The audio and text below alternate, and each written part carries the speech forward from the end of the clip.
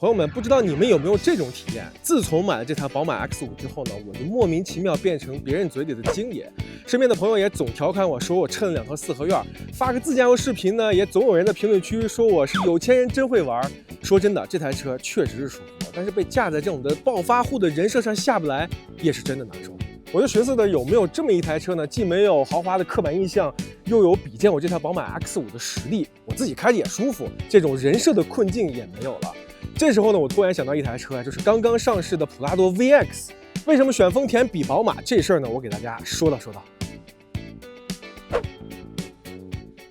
先说这两台车的表象差异啊，宝马 X5作为豪华 SUV 的标杆，在豪华感氛围的营造上确实是没得挑。哪怕你对车一窍不通，光看它的外观和内饰，也能感觉到这车不便宜，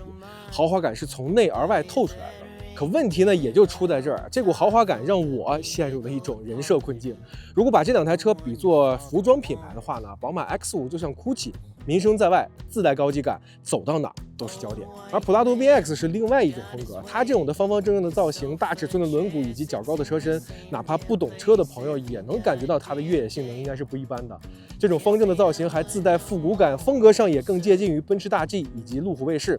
普拉多 VX 的内饰走的是硬派的路线啊，方方正正的，没有太多的装饰，但实际上它的配置并不差，扶手、座椅、面板等等这些都采用了皮质的一个材质，按键的阻尼感也是非常的不错。如果说普拉多 VX 的外观和内饰呢，设计像始祖鸟呢，它就是在简洁实用中透着高级感，不张扬但却很有魅力。而始祖鸟和 GUCCI 的价格也许相当啊，但是他们的风格截然不同。不可否认，宝马对绝大多数人来说可能更有牌面，但是我更喜欢普拉多 VX 的这种的内敛的高级感。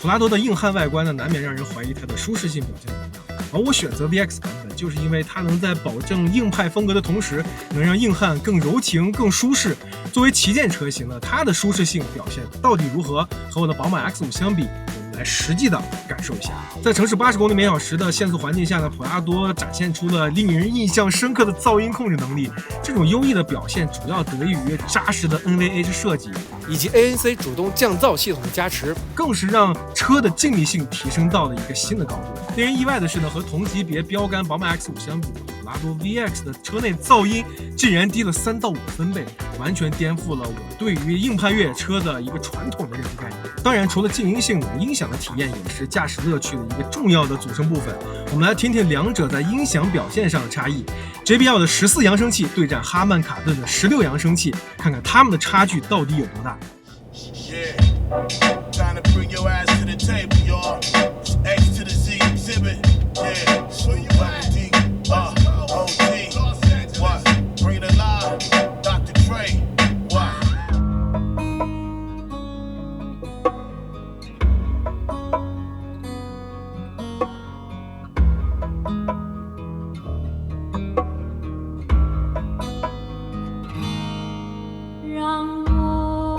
实际听感中的两台车的差异，其实更多体现在是风格方面，而不是绝对的音质。哈曼卡顿呢，还能保持欧洲老一套的这种传统的风格，低音强劲有力，韵味十足。而 JBL 呢，更偏向于流行音乐，尤其是在播放 R&B 或者是说唱的时候呢，听起来也更加悦耳动听一些。在其他配置上，普拉多 VX 的性价比就凸显出来了，像车载冰箱、后排的独立空调、座椅通风等等这些配置，在我那台贵了将近10万块钱的宝马 X5 30Li 上都没有。在城市的日常驾驶中呢，这些配置的作用可能并不是太明显啊，但是如果天气炎热的时候出去玩，这些配置就显得尤为重要了。有冰镇可乐可以喝，还有独立空调可以吹，舒适性的差距一下子就拉开了。普拉多 VX 打破了我对硬派越野车舒适性差的过于印象，静谧性竟然超过了宝马 X5， 后排空调、车载冰箱、遮阳帘等等配置，我的 X5 都没有。更震撼的是，这份越级豪华以近10万的价格优势，呈现满配诚意。普拉多 VX 不仅是性价比之选，更是荒野中懂得营造温度的豪华伙伴。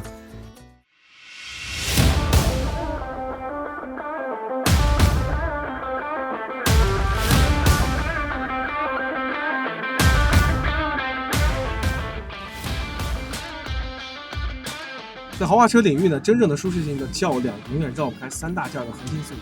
当 B48 加采埃孚 8AT 的宝马 X5 遇上了配备 2.4T 混动加双托森的普拉多 VX 这场传统豪强和新时代的全场景王者的对话，折射出截然不同的性能差异。先是我这台宝马 X5啊，它搭载的 B48发动机和采 F8AT 的这套动力组合久经考验。我的这台呢还是最新版本的，还有48伏轻混的系统。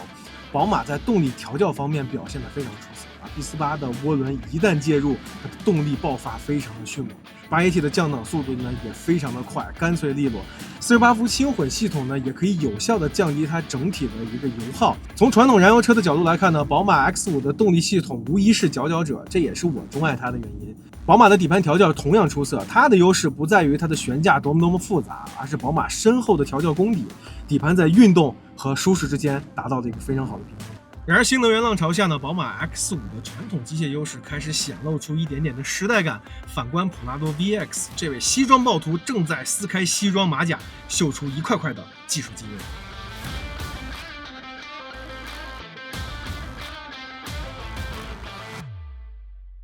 首先啊，普拉多 VX 搭载的 2.4T 混合动力系统呢，是它一大亮点。大排量涡轮发动机在混合动力系统中其实并不常见，排量越大，动力越充足，无论是在亏电还是在高负荷运转的情况下，都能保证动力的充足的。这台 2.4T 的发动机动力本身就要比高功率的 B48 多出24马力，再加上 P2 电机的辅助，它的综合功率达到了330马力，然后它的综合扭矩达到了630牛米，远超宝马 X5。低扭爆发的时候呢，它的推背感直接瓦解宝马的绅士优雅，亏电状态下仍能保持一个非常不俗的响应。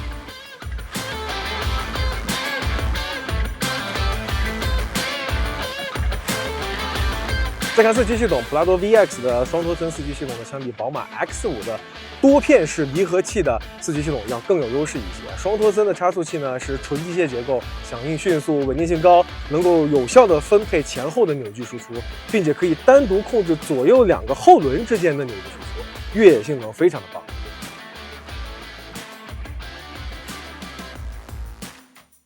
此外呢，双托森差速器还能提升普拉多 VX 的公路性能，在高速过弯和紧急变道的时候呢，能减少转向不足和侧滑，增强它的操控稳定性。为了进一步提升公路性能，普拉多 VX 还配备了 AVS 自适应悬挂系统，通过测量转向的输入、偏航率以及速度，自动调整它的阻尼，抑制转弯时候的过度的车身侧倾，使 SUV 在操控方面也更接近于轿车。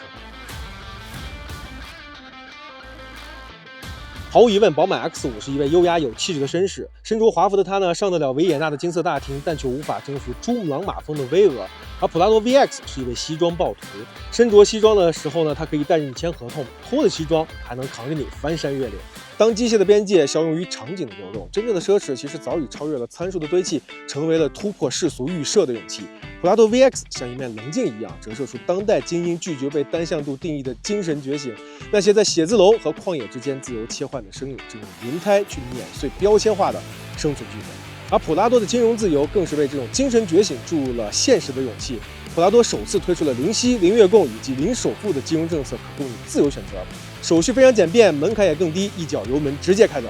反观宝马 X5，纵然有贵族绅士般的精准操控，但却被困在城市精英的单一叙事里面。当引以为傲的公路性能沦为身份符号，当每一寸的真皮座椅都丈量着阶级的距离，再精致的机械艺术也成了困住灵魂的镣铐。这个时代终将淘汰怯懦的角色扮演，真正的自由不在于座驾是否能征服全地形，而在于它是否敢成为人生的延伸，既能承载名利场的体面，也能拖得起逃离秩序的野心。当普拉多的车辙和宝马的胎痕分道扬镳，他们画出的不仅仅是道路的分野，更是固守和破界的时代对答。你是选择活在他人预设的剧本里，还是想决定自己的人设自由？